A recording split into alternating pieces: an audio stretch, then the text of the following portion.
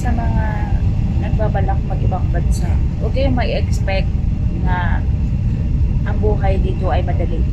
Mahirap. Ang swerte mo kung ang amo mo ay mabait. Hindi padamot, walang pakialam sa ginagawa mo, yung paglilinis, yung mga ganun.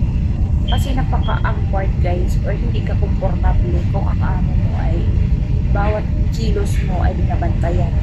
Yan yung mahirap din.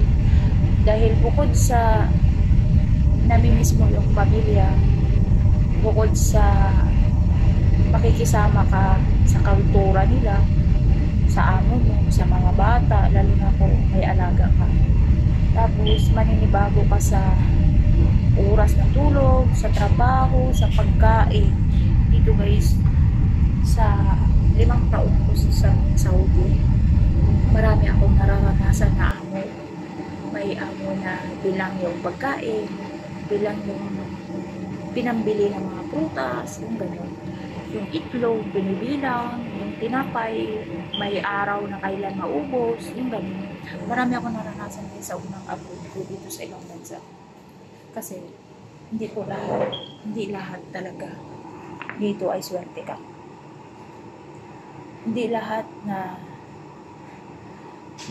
yung amo ay yung abundant ka sa pagkain. Yung mas gustuhin pa nila na nabubulok yung pagkain kaysa makain ng katulong. Ranas ko yan guys, ubra. Way back 2018, 2019, 2020. Pandemya yun. Grabe. Ranas ko yun. Mahirap pero wala hindi kasi sila nagpapauwi. Hindi sila nagpapauwi na kung gusto mong umuwi ay uuwi ka. Hindi sila ganun guys. Kasi sa Middle East guys, ang pinakamahal na katulong ay ang Pilipinas. Yan talaga dito ang mahal na katulong. Mahal bilhin, mahal ang renta, yung ganun. Tapos na homesick ka pa, tapos yung amo mo na stress ka pa, yung laging galit kahit wala kang mali, hanapan ka ng butas, hanapan kang mali, yung parang ano yung utak mo. Ranas ko yan guys, may pagbintangan ka pa, yung ganun. Tapos yung pagkain, sobra nila sa kabibigyan, ganun, ranas ko yun. Tapos ang trabaho, sobrang bigat. Yung maghakot ka ng tubig, na karton-karton, ng ilang karton, tapos yung palapag ng amo ng bahay is 2 palapag, 3 palapag.